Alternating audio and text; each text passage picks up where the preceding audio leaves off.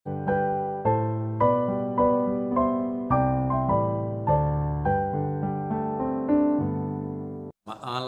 Bapak-bapak, Ibu-ibu yang Tuhan Yesus kasihi, semua keluarga yang saat ini sudah mempersiapkan dirinya untuk beribadah, kita akan masuk dalam ibadah kita.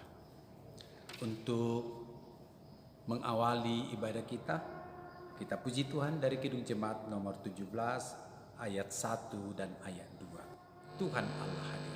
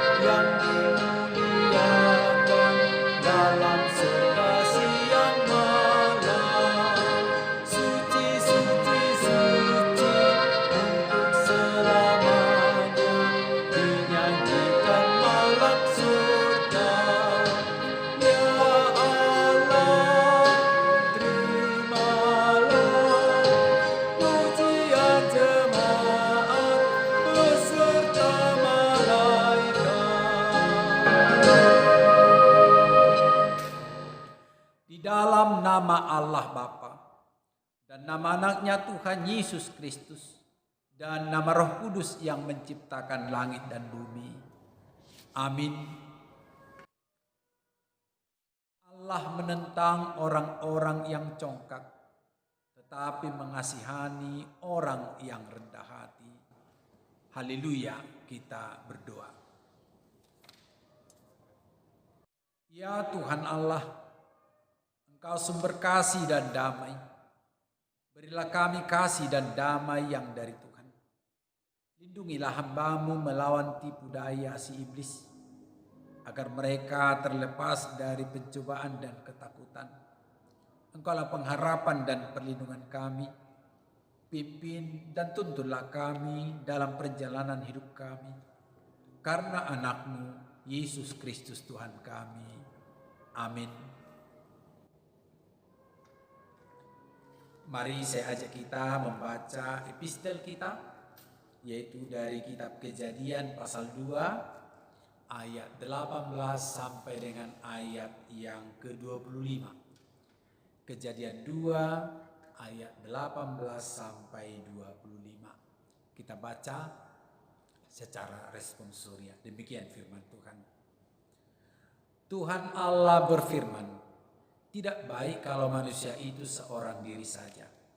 Aku akan menjadikan penolong baginya yang sepadan dengan dia." Lalu Tuhan Allah membentuk dari tanah segala binatang hutan dan segala burung di udara. Dibawanyalah semuanya kepada manusia itu untuk melihat bagaimana ia menamainya.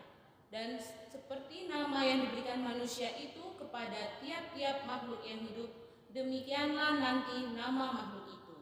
Manusia itu memberi nama kepada segala ternak, kepada burung-burung di udara, dan kepada segala binatang hutan.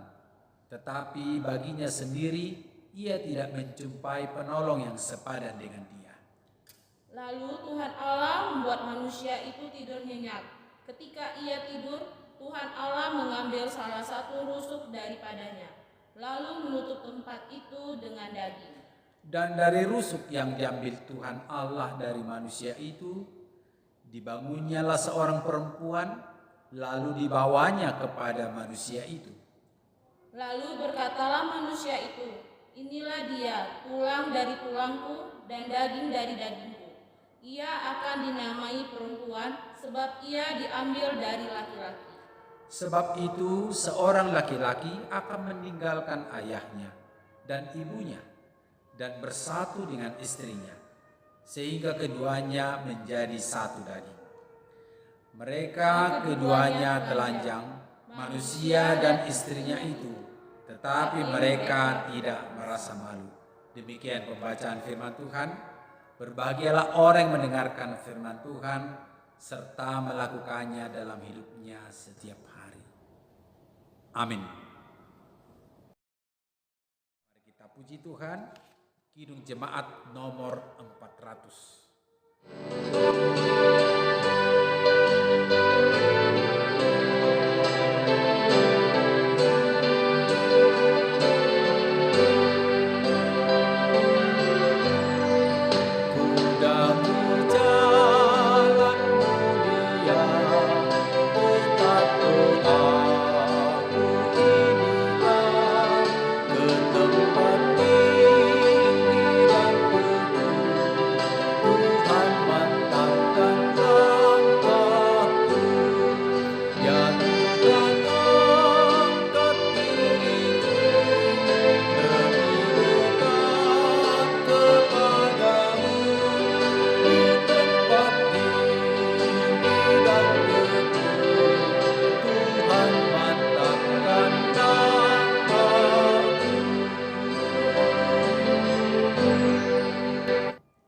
Kita akan mendengarkan firman Tuhan.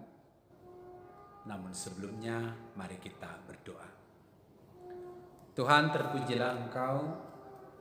Terima kasih atas penyertaan-Mu di segenap hidup kami. Kami akan mendengarkan firman-Mu Tuhan. Biarlah kuat kuasa Roh Kudus-Mu menuntun kami untuk mengetahui kehendak Tuhan. Dalam nama Yesus Kristus kami berdoa. Amin. Pembacaan firman Tuhan diangkat dari surat Rasul Paulus kepada jemaat Korintus, tertulis dalam 1 Korintus 11 ayat 8 sampai dengan ayat 12. Demikian firman Tuhan. Sebab laki-laki tidak berasal dari perempuan, tetapi perempuan berasal dari laki-laki. Dan laki-laki tidak diciptakan karena perempuan, tetapi perempuan diciptakan karena laki-laki. Sebab itu, perempuan harus memakai tanda di bawah di kepalanya oleh karena para malaikat. Namun demikian, dalam Tuhan tidak ada perempuan tanpa laki-laki, dan tidak ada laki-laki tanpa perempuan. Sebab sama seperti perempuan berasal dari laki-laki, demikian pula laki-laki dilahirkan oleh perempuan, dan segala sesuatu berasal dari Allah. Demikian pembacaan firman Tuhan. Saudaraku dalam kasih Tuhan Yesus Kristus, lewat firman ini kita disegarkan kembali, memahami rencana mulia Tuhan menjadikan rumah tangga sebagai cerminan persekutuan yang kuat yang diperankan oleh laki-laki dan perempuan yang telah dipersatukan oleh Tuhan. Saudara-saudara, kita perlu segar tentang sejarah penciptaan. Firman yang mengatakan tadi dari epistel kita, dan lewat firman ini juga Ia telah berfirman bahwa tidak baik kalau manusia seorang diri saja. Dan Ia telah menciptakan penolong baginya yang sepadan dengan dia. Itu tertulis dalam Kejadian 2 ayat 18. Perkataan tidak baik kalau manusia seorang diri saja, ini menjadi sebuah penegasan dalam agenda penciptaan, bahwa manusia tidak terpisahkan dan tidak terbeda-bedakan. Penegasan dalam agenda penciptaan misalnya, bahwa manusia tidak terpisahkan dan tidak terbeda-bedakan, sebab manusia telah sejak dari awalnya memang direncana Allah tidak diciptakan sendiri saja sebagai makhluk yang tunggal, tetapi sebagai laki-laki dan perempuan diciptakannya mereka.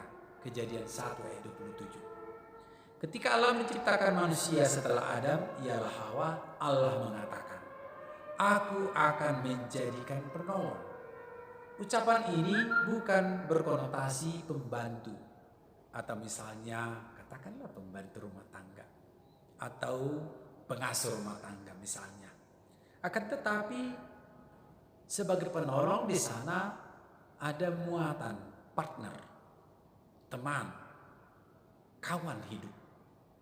Perempuan tidak sama dengan laki-laki betul, tetapi Allah telah menciptakan laki-laki dan perempuan sedemikian rupa, sehingga keduanya merupakan manusia yang lengkap, manusia yang komplit. Dari motivasi penciptaan Tuhan tentang manusia, kalau hanya laki-laki tidak sempurna, maka dengan adanya perempuan menjadi komplit. Sebagai laki-laki dan perempuan tidak sama, tetapi perbedaan itu bukanlah perbedaan kualitatif. Laki-laki tidak lebih tinggi atau lebih mulia dari perempuan, dan perempuan tidak lebih hina atau lebih rendah misalnya dari laki-laki. Keduanya adalah dui tunggal yang diberikan oleh Tuhan hidup bersama-sama, bisa bekerja sama, bisa berencana, dan melakukan tanggung jawab kepada tujuan yang satu. Masing-masing antara seorang yang lain, kalau saling berebut berusaha untuk tujuan yang satu, maka faedahnya sangat besar. Suami dan istri memiliki persekutuan hidup yang total. Oleh berkat pernyataan Allah lewat pernikahan, keduanya menjadi satu daging. Demikian kan ya, pesan-pesan nikah itu ialah keduanya menjadi satu daging. Hal ini tidak hanya sekedar panggilan jasmania, tetapi juga rohania. Persekutuan yang demikian dikehendaki oleh Allah karena dinyatakan lewat anugerah pemberiannya ketika pemberkatan itu ditibakan saat pernikahan. Maka oleh motivasi yang telah dimiliki oleh yang diberkati itu, menerima berkat itu, maka motivasi hidup, motivasi berusaha yang ada di antara mereka yang telah dinikahkan itu ialah motivasi berlomba melakukan kebaikan. Oleh karena itu dalam keluarga tidak salah kalau saling mengoreksi. Seorang istri yang cakap dia koreksi pekerjaan suaminya, dia beri komentar, tapi demikian sebaliknya. Jangan iri, jangan ketus, jangan sakit hati kalau seorang suami juga memberikan kritik atau masukan kepada seorang istri. Itu motivasi yang membangun dalam keluarga. Itu adalah kasih. Sebab bagaimanakah seorang ibu, seorang istri yang baik, demikian seorang suami yang telah berpengabdian, kalau dia tidak membawa hubungan itu dalam doa kepada Tuhan. Dan hanya dengan doa kepada Tuhan, semua kekurangan ini tertutupi, dan berkat Tuhan akan menjadi kekuatan baru dalam kehidupan suami istri. Saling menolong dan menghormati, artinya menghargai. Ilmu dan pangkat bahkan selera boleh berbeda, namun sebagai rumah tangga yang diberkati, terpanggil menjadi penolong dan melengkapi. Inilah teori rumah tangga yang menuju bahagia. Amin. Kita berdoa. Tuhan, terima kasih sapaan firman-Mu ke tengah-tengah kehidupan keluarga di malam hari ini, kiranya semakin memberikan kekuatan. Roh Kudus adalah pemberi kekuatan baru bagi setiap kehidupan yang diupayakan oleh seorang istri yang cakap, istri yang baik. Demikian juga untuk seorang suami yang selalu berusaha mendapatkan sesuatu demi kesejahteraan keluarganya, istri dan anak-anaknya. Tuhan, malam ini kami disentuh oleh firman-Mu. Kami percaya kebahagiaan ada di tangan Tuhan. Biarlah itu selalu menjadi bahagian kehidupan segenap rumah tangga yang berlaku setia, hormat, dan taat di hadapan Tuhan. Terpujilah Engkau ya Tuhan, dalam nama Yesus Kristus kami berdoa. Amin. Mari kita puji Tuhan dari Kidung Jemaat 282 ayat 1 seluruh umat Tuhan olehnya dikenal.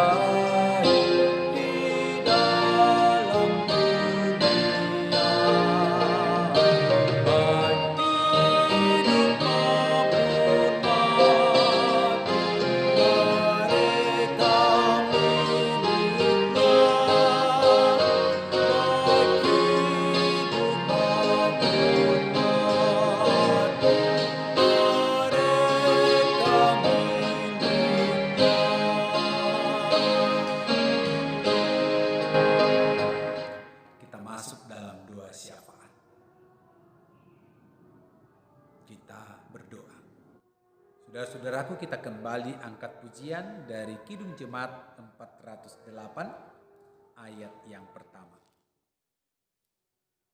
Di jalanku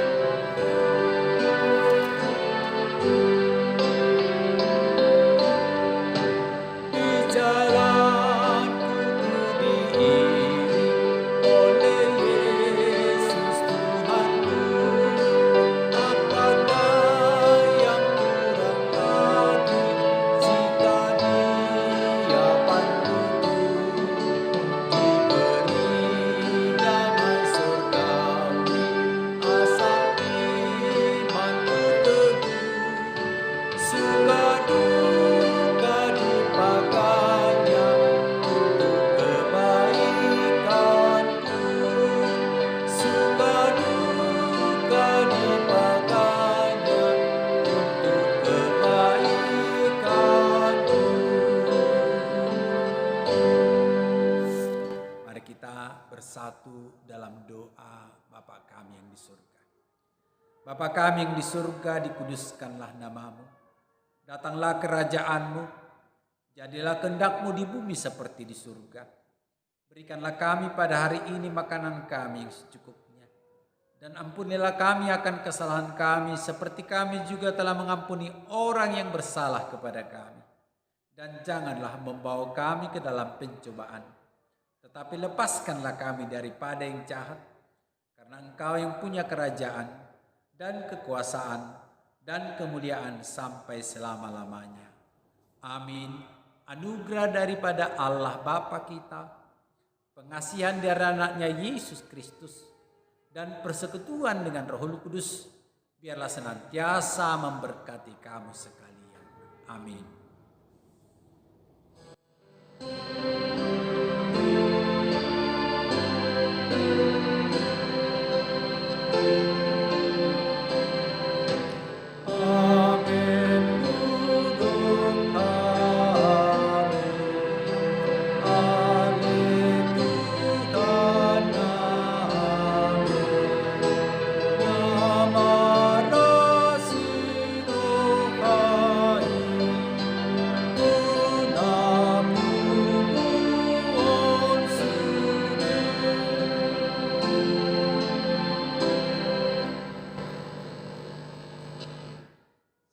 Malam ibadah kita selesai, salam sehat.